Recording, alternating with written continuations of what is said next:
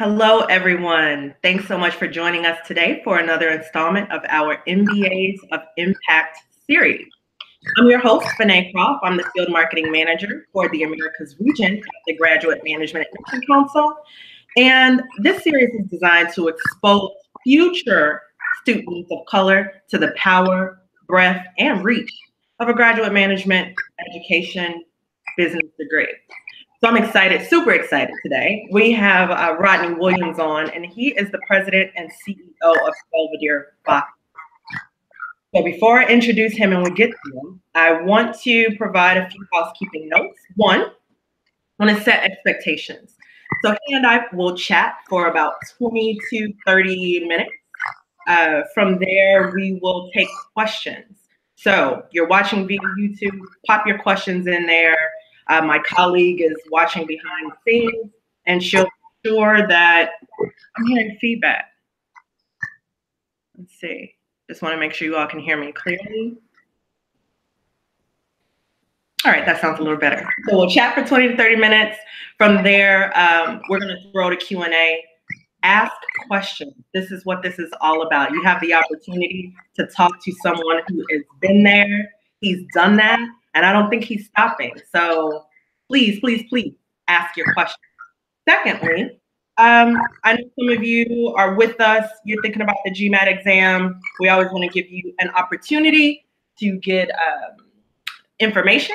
So we'll be on the road. QS tours coming up. Check us out in a city near you. If you have questions, come find me or one of my colleagues. Additionally, you can go to mba.com/surveys, fill out a 2-minute survey. From there, you have the opportunity to win a $50 voucher. So it's a great opportunity. Pop over while you're doing the event. From there, we're going to hop to it. So, Rodney, thank you so much for joining us. Oh, my pleasure. My pleasure. So before Rodney talks, let me just, I'll do the honors and tell the audience a little bit about you. He's currently president and CEO of Belvedere Vodka, but he's also done some other roles at Moet Hennessy. He's served as CMO. He served as a senior vice president. He's also worked in the wine industry. He's worked in the automotive industry. So he's done a lot and he's seen a lot. He's a great advocate, and it's an awesome opportunity to learn some things from him. So I would love for you to just give the audience an idea of what the day in the life is like for president and CEO of a major brand. Okay, well, that's a very good question because in fact, there's just no typical day. So my responsibilities cross all of the functions of the business. So, at the moment, for instance, we're in the middle of budget planning. So I'm spending a lot of time with the finance team, but sales, marketing, operations, production, something that we call education and advocacy, where we really work with the bartender channel and restaurateurs and such, all report into me. So as the needs of the business vary on a day-to-day basis, so too does my schedule. Belvedere is sold in 120 countries, and so I'm on the road a lot as a result of that. I could imagine. Well, you have a lot of hats to juggle. You do many things. So what part do you find the most exciting? Well, I think I would say a few things are really exciting about the job. I think the opportunity to have an impact from a business standpoint is really gratifying. To me, running a business like this or a brand is sort of like playing a game of strategy. And you really want to figure out, with the limited resources you have, what's the best way to move the business forward. But then I think the thing that's most gratifying is that, especially working on a global basis, you see people who have very different profiles, maybe, than what one typically would expect at the executive level. And you have a real chance to reach out and recognize talent in all the various ways it's packaged. There was somebody who was just in my office earlier today, and this person is phenomenal. Really big contributor on the team, but speaks almost in a whisper. And I remember in an interview, he described himself as high energy. And I said, I don't mean to be rude, but you're quite quiet in the way you talk. And he said, I'm not high energy in the traditional sense of being noisy. I'm high energy in getting lots and lots of things. That's, to me, been the gratifying thing, to be in a position to give people like that a chance. And he's taken the ball and really run with it. And it's certainly true for people of color that I think there's enormous talent out there that just needs an opportunity. Absolutely, just needs an opportunity. One of the things that we have learned is that there is this perception that business school isn't for people like me, or there's an expectation that it's very stuffy, typical profile Wall Street type. Can you talk a little more about that sentiment, and even maybe describe some of the different elements that your role touches that may be surprising to people when they think about the MBA? Yeah, I think one of the best things about business school is that what you're really learning is a set of tools for problem solving. Problem solving in a finance situation or a marketing situation or a production situation, whatever, what have you, strategy. And what has become really evident, and you see it now even built into a number of the programs, is that when you're attacking, solving a problem, doing it from a sort of triangular approach, from multiple directions and dimensions, increases your odds of getting to the best solution. And I think the case study system that you find in a lot of business schools today, the group work that a lot of the programs encourage, as well as there are trips abroad, there are opportunities to study abroad, there are groups that happen during the summers, during the winter breaks, where they go to different places and really send students out to problem solve and to embrace different communities, probably communities different from the ones they've grown up in. That's really, really a rich experience. And so I think that was one of the most gratifying things I experienced about business school. But specifically to your question, I had a mentor who once said to me, business is 90% who you know and who likes doing business with you, and 10% what you know. And he said, son, you need to go to business school and get that 10%. But so when you go to business school, it's not that you have to look a certain way or come from a certain background or have a certain set of experiences. It's really about learning how you learn and take in information, but also in terms of, I think, networking and experiencing problem solving from so many different vantage points. Wow. Oh, and just in case anyone was wondering, Mr. Williams is a Kellogg MBA. So just in case you were wondering where he went. You talked a little bit about the MBA. So let's think back to that time. What was your biggest influence, or who was your biggest influence in making that decision? Yeah, so I worked in community economic development. I worked for nonprofits before business school. And the organization, the biggest social service agency in Chicago had bought a direct mail company. So I'm aging myself, but this is in the 80s. And this is, before the advent of email really wiped out mailing letters, commercially.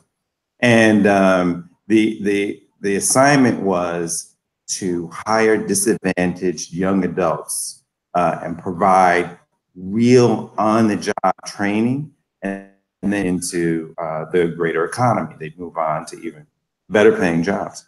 And what I learned from that experience was that I really enjoy problem solving. You know, one day it was, how do we enhance our throughput? If we wanted to do market research, I called my biggest customers. We provide this service. Are you going to pay us? I mean, you know, it was by the seat of our pants, but we ended up growing the business. And what drew me to it was the public policy aspect of really helping young people. But what I drew out of it was that, wow, I really like business. And I hadn't made the connection, because I don't come from a business family, of the fact it creates a lot of jobs and is very involved in public policy and a big influence. So I switched my focus from going to public policy grad school to getting an MBA instead. And I'm really grateful for that experience that encouraged me. And the chairman of my board at the time was also really very supportive. Wow, what I love about what you're saying is like you're hitting on so many points. So we've done this research to understand motivation towards a business degree or barriers to that for people of color. And one of the things that came up was it doesn't really fit into my personal aspirations. So thinking about that, you were in a role where you were able to ultimately affect change, help people's lives, and it seemed like a direct line there, but it just seemed like you didn't understand how business could play out there and actually even take you further. So I love hearing because it really helps to connect. Yeah, and I think to the point you're driving to, also, I went to business school not with an idea, oh, okay, I'm gonna go try to get a job on Wall Street, or I'm gonna go do X, Y, and Z specifically.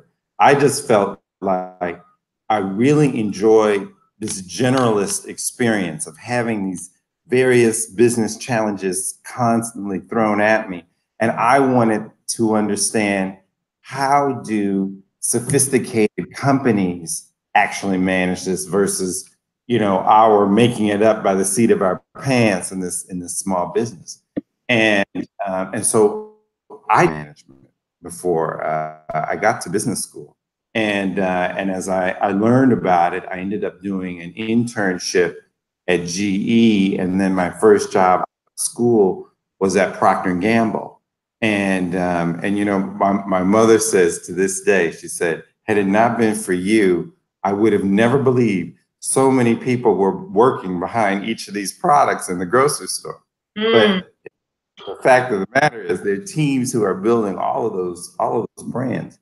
And so it was fascinating for me, but business school really opened up a whole new field hadn't considered. And so I think one of the very good things that you guys encourage is that people work for a couple of years before applying. And it's not so much that you have to have the perfect job or, you know, this sort of experience and that sort of experience, more that you have an opportunity to learn about what it is that you like, what it is that you find fascinating. And that work experience is really what drove me to business school. Great. So I have a question. You're talking a bit about the types of roles that you've held or that you held early on in your career. And as you've advanced through, you've also held different roles. Do you feel like that has been fate? Has it been strategy? Like, did you say I need to do this, that, and that? Or was it some combination of the two? Yeah, I would say it's much more a combination of the two. I had this big interest in, as I said, being a generalist and solving these business problems. But I also came from community development, and I remained very interested in that. So after working at Procter & Gamble for a while, I was ready for a move, and I was interviewing both for corporate brand management jobs and at the Ford Foundation in their poverty program, urban poverty program. And so it was a little bit schizophrenic. And I had to make a decision at one point, you know, you got to pick one path and really pursue it. So I chose to pursue brand management. And my community involvement has been through boards, through personal activities, and through figuring out how I can also bring work to support community endeavors. So that part of it, I think, was strategy. Now, the fate part, I will tell you, and this is kind of a realization I've had just looking backwards, because it was not a conscious thing on my part. But one of the things I learned the hard way at Procter & Gamble, because it was a promotion I didn't get, and feedback was, you don't really network, Rodney. You don't really, talk to people about what you're doing and what you're accomplishing. And, I didn't realize that when senior executives saw you in the hallway and they said, how's it going? They wanted to hear a little bit more than fine. They wanted to hear, yes, my business is up 4% because we've just launched blah, blah, blah. So I had some learning to do to get with the corporate program. But networking has been how I have gotten almost all of my jobs. And I think about this time I was on a flight once back to New York. We were trying to go to Newark Airport, and we got diverted to JFK, and I had to share a taxi with just a passenger to get back to the airport where my car was. And he and I were talking. And this brother was probably 10, 12 years older than I was. And he had a fascinating job. So he worked for a water filtration technology company. And his job was to just support progressive political candidates all over the country. And I said, that is an amazing job. How did you get it? And he said, it was an intern that I once hired years ago, who went off and did his own thing. And when this position came open, he mentioned me. Wow. And he said to me, always remember, reach back, reach back. You never know how that may even also benefit you in addition to helping someone. And I have found that to be true for myself. I'm at Moet Hennessy and LVMH for 7 years, and I ended up being asked to interview because of a colleague I had, worked together with 5 years. I talked to him in the interim, put my name in the hat for a position that came open. So networking, I think, is really important. Wow, I love that. And I think it hits so many areas. It's so important in so many capacities. It's been amazing for you and your corporate experience or your career. But it's also one of the things that we talk about as it relates to business school. A lot of people don't know that. Like, they think about, say, when you're talking about the MBA specifically, they think about the 3 letters. And it's like, well, I just need those 3 letters. And so maybe they pick a program that doesn't really offer that opportunity to build and grow and expand that network. And I've heard time and time again that that's one of the most important factors in being able to really launch and move through the ranks as you've done. So I love that you said that. And I'm hoping that you will come along with me when I'm going to visits and talking to schools or students, but I know that you're probably busy. Yeah, but I would love to. If you could sum it all up, what do you feel like has been the most important decision you've made in your career thus far?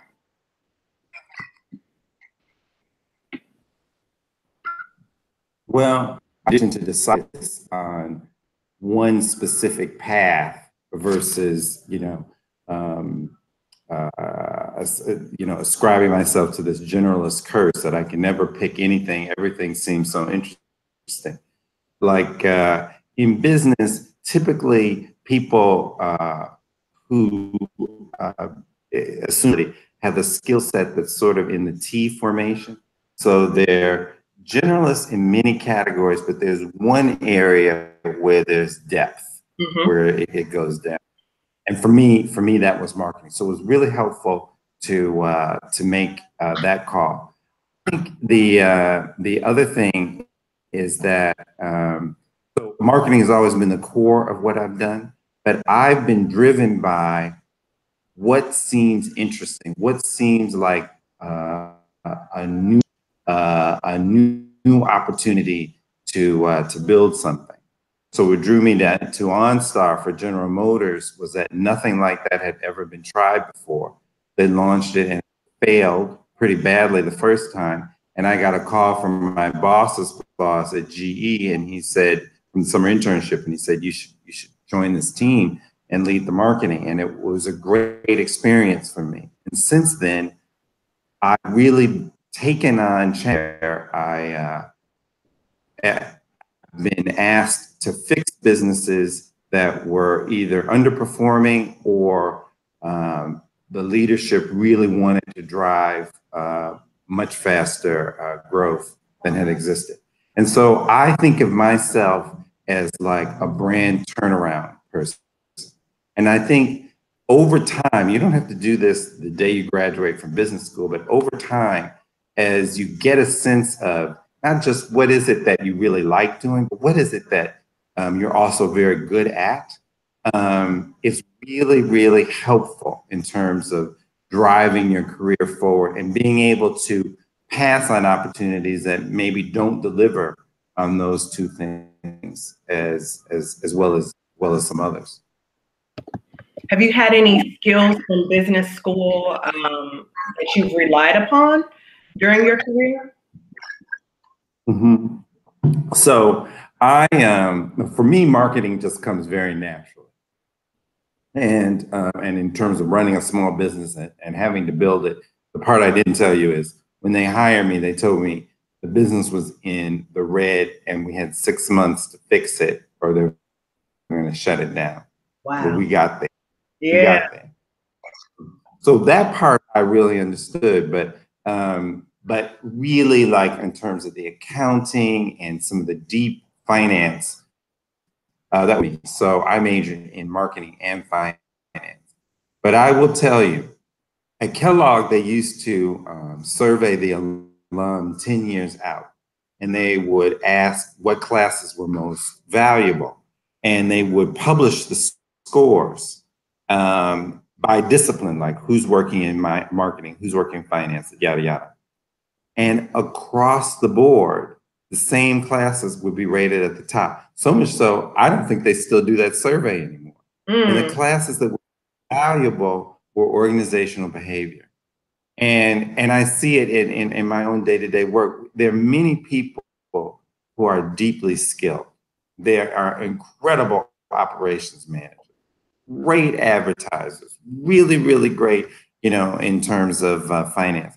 But if you can't talk to your team effectively, if you can't talk to your assistant respectfully, it has an impact over time in terms of performance. So really understanding those strategies, in addition to developing the skills, because absolutely follow your heart, get those skills, but organizational behavior and really understanding the psychology behind how people work together optimally is hugely, hugely valuable.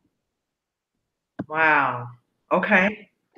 I'm taking notes, so I appreciate everything. So I'm going to throw to the questions soon because they're stacking up and we want to get all of them. But have you had the opportunity to mentor any people of color during your career? And would you pursue them? Or would you encourage them to pursue an MBA? Yes. And so the answer is yes and yes emphatically. So I've been fortunate in that in a number of companies, Johnson, GM, I was involved in the MBA. So I sat down one day and I figured out I've probably done 800 MBA interviews over the years. I've done a lot. But in those roles, I was also able to bring on new hires and interns of color, and many of whom I've been able to keep in touch with. But it's been very gratifying to see their success. And I think an MBA is an incredibly empowering experience. From the experience side, I just think the breadth of subjects that you get exposed to, people who really have very disparate and varying interests, provides a lot of richness. And then the applications of it in the work environment have been terrific, terrific. Awesome. Okay, what's next for you? What can we expect? Well, we've got this great opportunity with Belvedere, and it's going to take us a couple of years to get this new campaign out the door to let everybody know this is the only major vodka brand that's 100% natural, no additives, no sugar, no emulsifiers, nothing. It's just rye and water. But we'll see. So, and I think that's also the beauty of an MBA. Is that a lot of when you get a little older, knock on my door versus the other way around. And so we'll just see what other opportunities unfold. But I'm pretty excited, and I have a lot to do in terms of Belvedere right now. I love it. Okay, let's get to some of the questions. And thanks for that no sugar tip, because I'm finding a new diet craze, and sugar isn't my thing right now. So Belvedere will be my choice. Thanks. Okay. So let's get to some of the questions. Boris is just saying thanks for giving us the opportunity to connect with you. And again, I appreciate you being here. You don't know how invaluable it is to, when you're grappling back and forth, you don't know if you want to take a step, but to really hear from someone who's done it, someone who reminds you of themselves, it's just incredibly impactful. So wanted to say that, but let's get to the questions. Have you faced any challenges? It seems like the question here is, have you had any challenges as it relates to being a person of color in your career? Yeah, I would say yes. When I was brought on to Robert Mondavi, they were not growing before in the business round. There were 13 members on the management team. The company got bought, and the company that bought us kept myself and two others, but none of the other management team. And but we all had stock that became capitalized with the acquisition. And so I stayed with the new company for a couple of years, and then I had to make a decision. Do I cash out and take the stock that from Mondavi, or do I just stay with this new company? And I chose to take the cash. And so I had these other colleagues, who had done the same. And it was fascinating to me how when I went for interviews, and I also had a non-compete. So for 18 months, I couldn't work in the spirits industry. But because my healthcare was all paid for, it was just a great experience to go and take classes and, enjoy life for a minute. And that's what I did. And then when I started to interview, viewers would say, well, were you fired? Were you an under? Why didn't they keep you? And when I talked with my other colleagues, they weren't of these. So I found I had to work a lot harder to interview and get back in the track. I ended up being hired by Jackson Family Wines, a company that makes Kendall Jackson. They're the second biggest privately held wine company. But much more than I thought. And so I think that even today in 2018, I don't think people of color get the benefit of the doubt, when it comes to gray area. But I do think, and which is really encouraging, is that the world is very bottom line driven. And so if you are a person of color and you do have a track record, get in the door and make things happen, then people begin to take notice. Yep.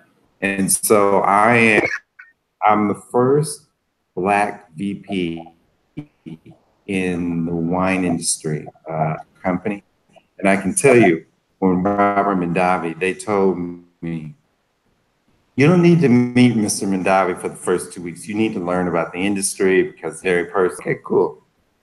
Someone was giving me a tour a couple of days later, and we accidentally went into an office where he was signing autographs.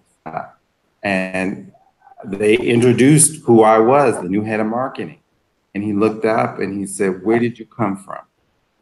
And I thought it was a little bit awkward question, but I gave him my answer. And he said, "Great, all the best."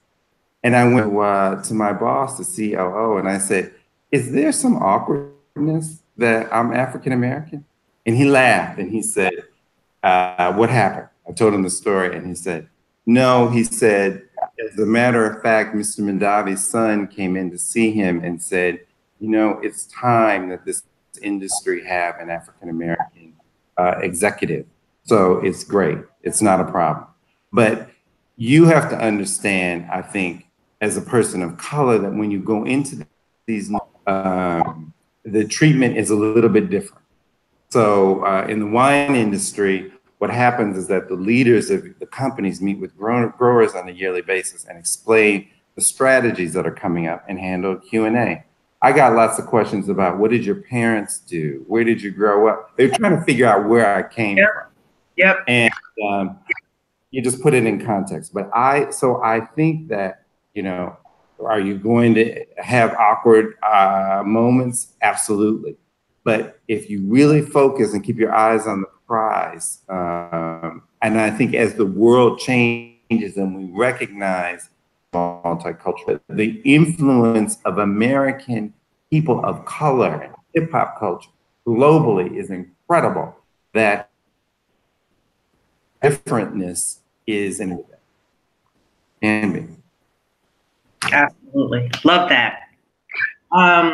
So the next question is, why did you choose to move from Moet to Belvedere, and how was that transition? So I'll let you respond to that. Yep. Okay. So it's not very clear, but Moet Hennessy is the M and the H in LVMH, Moet Hennessy. So this is the biggest group of luxury businesses in the world. And they own things from Christian Dior to Sephora to Bulgari, lots of different businesses.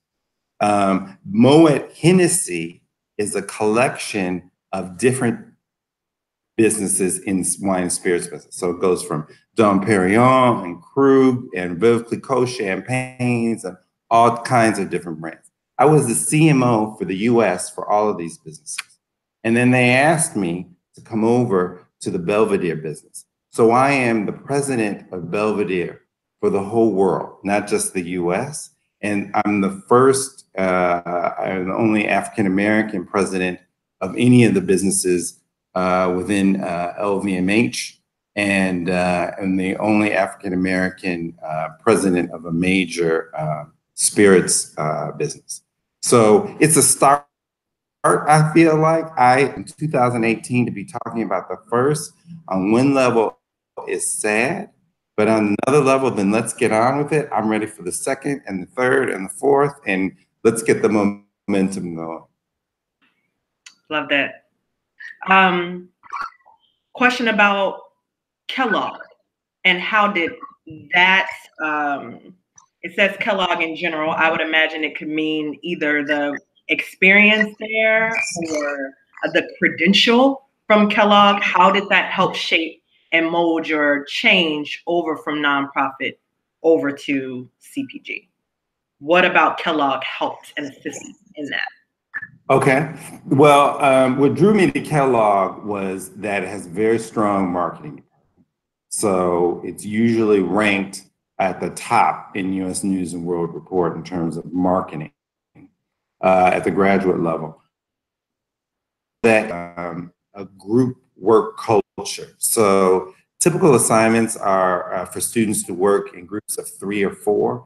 And what I found fascinating about it was that, I mean, you would think that then everyone would just want to work with their friends or people just like them. But the prevailing attitude was, if you get people in your group who think really differently from you do, who have a different sort of background than you do, you cover more bases and you're probably good.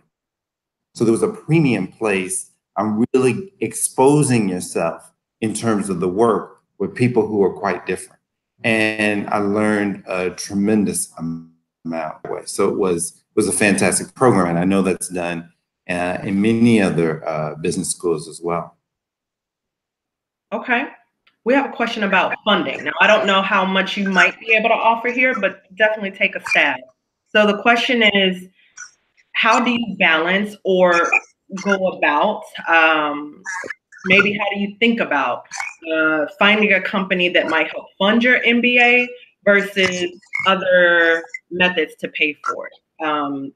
Seems like what they're looking for. Yeah. So I think that's a very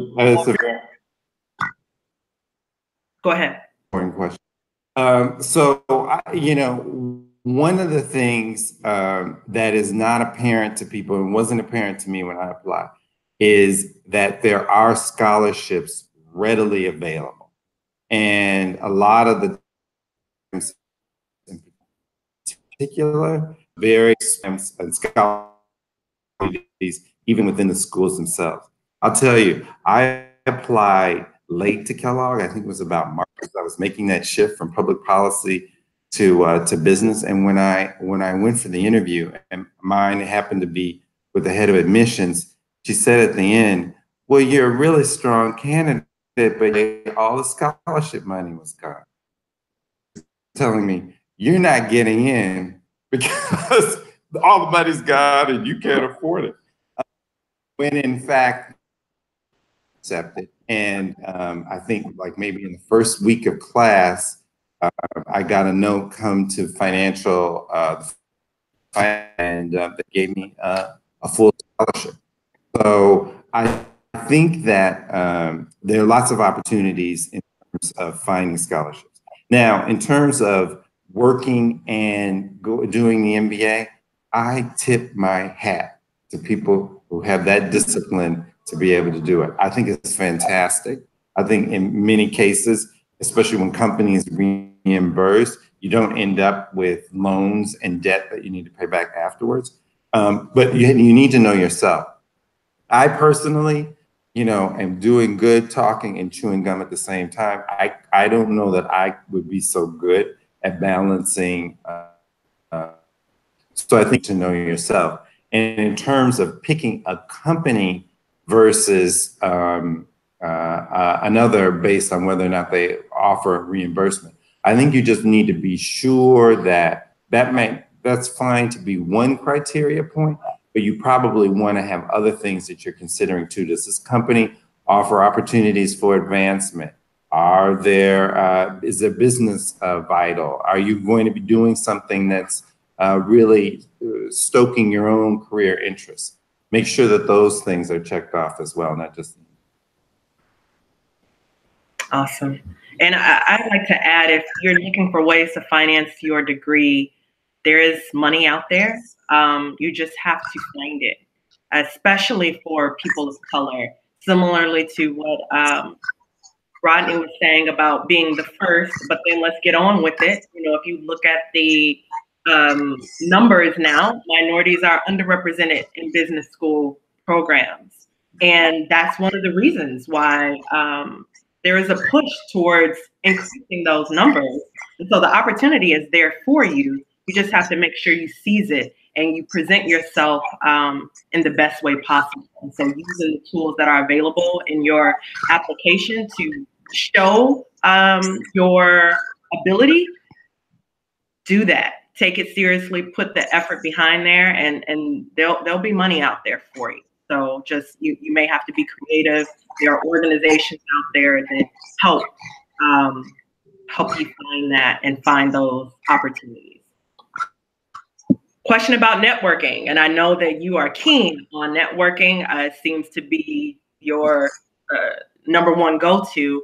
Do you have a favorite networking strategy, or do you have some advice for those who would like to network and build that, but may not know exactly how to approach it? So spirit of full disclosure, I will tell you that I am not a natural networker. I don't really like talking about myself that much. I had to like gear up for this. Yes. So it's not so natural for me. And first time I tried to do it, I was at Johnson & Johnson and I was having lunch and somebody said, "Oh, look over there. That guy is the highest ranking African-American in the entire corporation."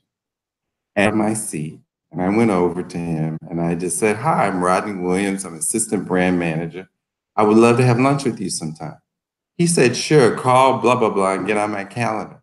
And as soon as he said that, I completely panicked because I thought, what am I going to say to this man for an entire lunch? Yes. But I think you'll find is that we did have the lunch and it was a great conversation, just like this. He was really easy to talk to.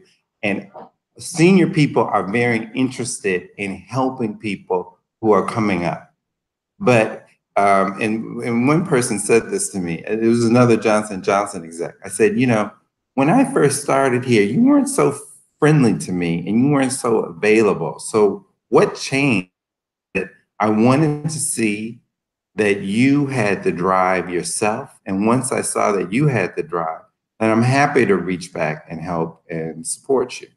And so I think there is a little bit of a quid pro quo, but you just be yourself. Be yourself. It's not worth networking with somebody who might not share the same, you know, values that you do, or you instinctively don't feel good about. But the opportunity to meet people, you should be very open to. Hear different ideas, you should be open to, because the application for your own career may not be obvious in the short term, but may manifest quite later. That's awesome. Okay. In your opinion, is it better to do an MBA with a specialization like finance or marketing, or is simply having an MBA an advantage? Like, is there a pro or con one versus the other? Yeah, so I think that as you become more senior in an organization, and I'm thinking from a corporate structure now, there are probably other people who give better advice in terms of small business. You do need to have an area of focus to get in the door. And I think once you get in the door, then you're going to necessarily get more experience doing things that are outside of your comfort level, that are outside of even your training to expand and to grow.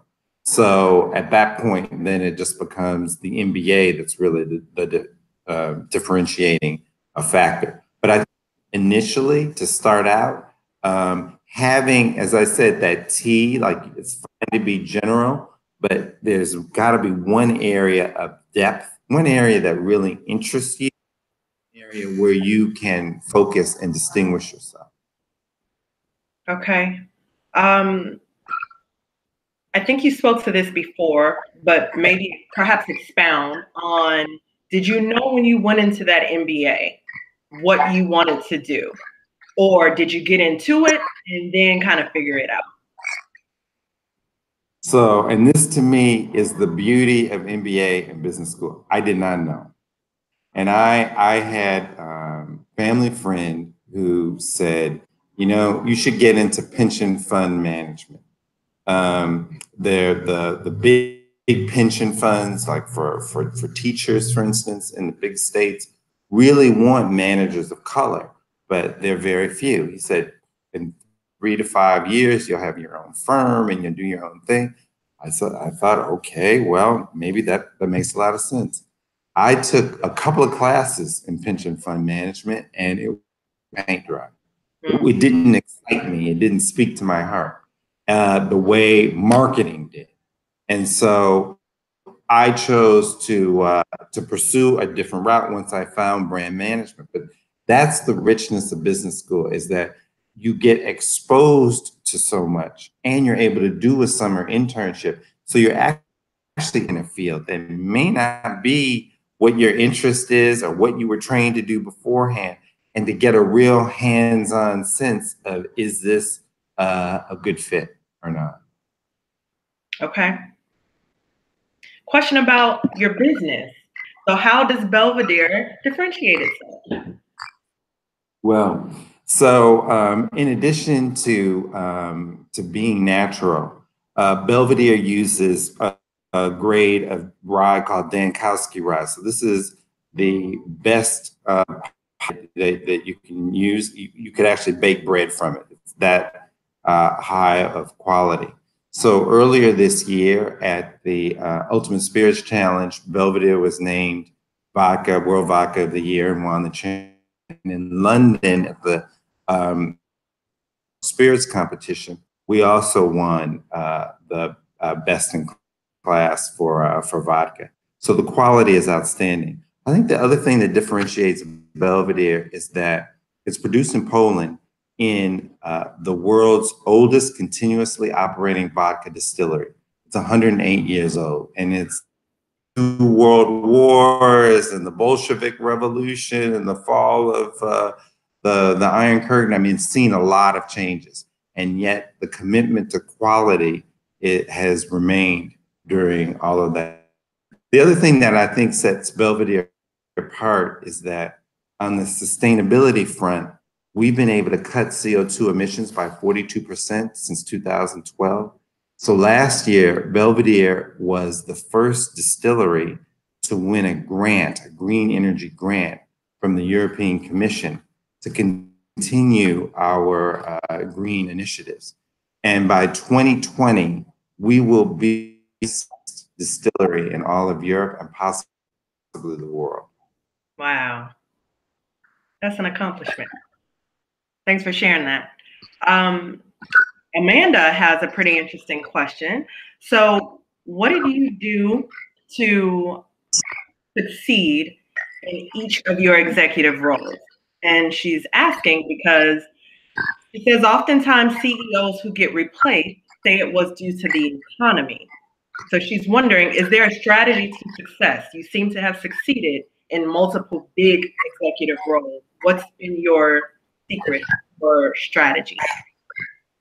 Yeah, so I think, one really important thing is goal setting and setting expectations for yourself, but also negotiating them with. And when economies are tough in recessions, it is very difficult to grow a business oftentimes. But if the plan for the business is very rational and you've made accommodations in certainly in terms of anticipating the recession, then I think that people really believe that this is the type of leadership that should continue and they want to bend on. So I would say having very, very clear set of expectations is really important. And I think one of the things I learned is that you have a voice in setting them. If you're given a set of expectations that are not realistic, that are wild to really invest in negotiating a reset of the thing that people should keep in mind too is that you don't have to take a work assignment if it also is incongruent with your life situation. And many times consumer products companies like Procter & Gamble, Johnson & Johnson, they will send marketing people on 18-month assignments to get sales experience. So in my case, I was at Walmart in Bill, Arkansas. And I have nothing against Arkansas. My mother's from Mississippi. My dad is from Tennessee. I have Southern roots, but didn't want to live. It was not going to work for me and my family to move to Arkansas at that time. And it was actually a white colleague who came by and he said, "Oh, I hear they're tapping you for the Walmart team." I said, "Yeah." So what do you mean tell them no? He said, "Tell them no. Tell them you don't want to go. Here's why. And you'd like to consider here." He said, "I've turned down 2 assignments in my career." I was like, people do that? I had no idea. And so you know, you try to be as respectful as possible. But I've done that, and I can tell you another. I was being promoted to a business that had very little R&D support behind it, and this was a company that really valued product innovation. And so I knew if they put me in that job, I could get that team moving. So I went to my boss and I said, I'm flattered you want to promote me, but I've got all these projects online, deliver these results, which will make you look good. And within a year, I ended up being the boss of the person, that role that they were trying to promote me into. So you do have to negotiate based on what your needs are and what you want. Wow, awesome advice.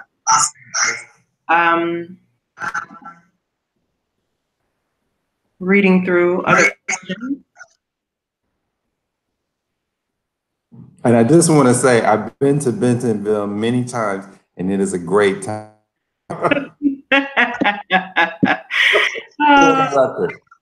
I've actually made my way as well to Fayetteville, Arkansas. So I know they're all around in the same area. They built it up. You have to. It's not as bad as it seems. So here's a question that is looks like it's expounding on the role about the question about knowing what you wanted to do before B school. So how did you structure your business school essays if you didn't have a solid career path? So I think that business is quite open to wayward souls like mine who don't know exactly where they're going.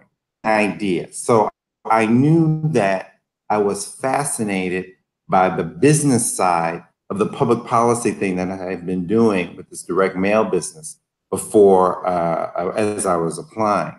And it was the business aspects of it that I found most interesting. So the way I framed it was I was interested in going to business school, myself, attractive, ready to take on those same sort of challenges from a corporate standpoint. Because I had no idea to possibly work from a corporate side. But that was what was motivating and of interest to me. And I think because I could talk about the accomplishments that we had, you know, on the small business side and in terms of the young people that we were developing, I had a record to go on. But I think the thing or important thing in this question is that, you know, when you move from industry to industry, so I moved from consumer products to automotive. I worked for a .com that turned into a .bomb before I got into wine and spirits. Those are very, very today. Marketing is marketing. Finance is finance. But the key is you need to be able to express what you've done and what you bring to the table in the language that that industry uses. So I think, you know, if you were trying to go into a new industry, it's really worth your while, and especially online now, it's pretty easy to do. Read the trade publications, really understand sort of the lexicon around that industry and use that as a frame for talking about your own experiences. And I think that's what helped me in my business school applications is that, yes, I was a small business that was half, you know, job training program, but I framed what I was doing, my experience, language that made the admissions people understand. Awesome. Is loyalty still a factor in today's business world? What's your take on that? That's such an interesting question. We recently had a that because there's certain industries where people, you know, loyal consumers are conditioned. You should try something different. You find you really like, oh, try another one. You know, it's not an industry of conditioned people that you should try lots of different things. On the spirit side, it's a little bit different. When people have a go-to drink that they really appreciate, they tend to stick with it quite often. The consideration set for consumers has probably grown. So millennials probably have, the research says 7 to 10 sort of things that they may go to, where baby boomers, it was half that. So people are open to more experiences. But by and large, if people have had a really, really good experience with something, they do become loyal to it. But it's not loyalty in the sense of, if you have a healthcare provider, you'll probably have that same healthcare provider year in and year out. It really varies by industry and by sector. And we find, because all of our brands in LVMH pretty much play in the top end of whatever category we're in, if you invest the quality in the product, you have a higher likelihood of people to be loyal over time. So let's flip that. Uh-huh. Let's flip that and think about to a company. Like once upon a time, there was you get with the company and you stay there for 25 years. And it seems that things have changed a bit as it relates to that. Do you believe that loyalty is still a factor, or do you think things have changed? And beyond that, what's your personal thought on it?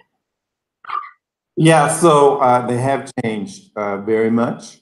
I think we all have access to much more information than we did before, and the rapidity with which news breaks makes it impossible for a company to really control its own narrative. But I think that what a company or a brand does that reflects its values and to the degree to which they are also in concert with with the consumer's values, is what really drives loyalty. And if you look at what Nike did with Colin Kaepernick, and I happened to be on Wall Street the day they were doing that, the stock exchange. We were doing a media thing, and the brokers were saying, "Oh, the stock is taking a hit. I think it fell 2% in the first day." Nike set a record in terms of their stock value last week, and there are a number of people who have said, "I am just going to buy Nike now." They will have to continue to earn that loyalty. It's a dynamic. It's not a static sort of entity, but yes, it's still possible to do that with there's strong values and the behavior of the brand itself. Awesome. We are at 2:59, so I think we're going to end it here. But hopefully you all got something from this today, whether it was as you're thinking about your career itself, as you're thinking about going back to business school or considering business school. I hope that you found something reflective in your journey from everything that Rodney shared with us today. And I wish you the best of luck. Remember that it's all about you. Be authentic, move forward towards what you want, and don't limit yourself. As Rodney said, expect that you may have some challenges that you may face, but let your work speak for itself. So best of luck to you, and thank you so much, and we hope to catch you on our next installment. Rodney, thank you again. It was an absolute pleasure. I really appreciate you chatting with us today. Oh, it's mutual. It's mutual. Thank you, and good luck to everybody listening. We need you in business, so take your GMATs and come to business school. That's right. That's right. Take care, everybody.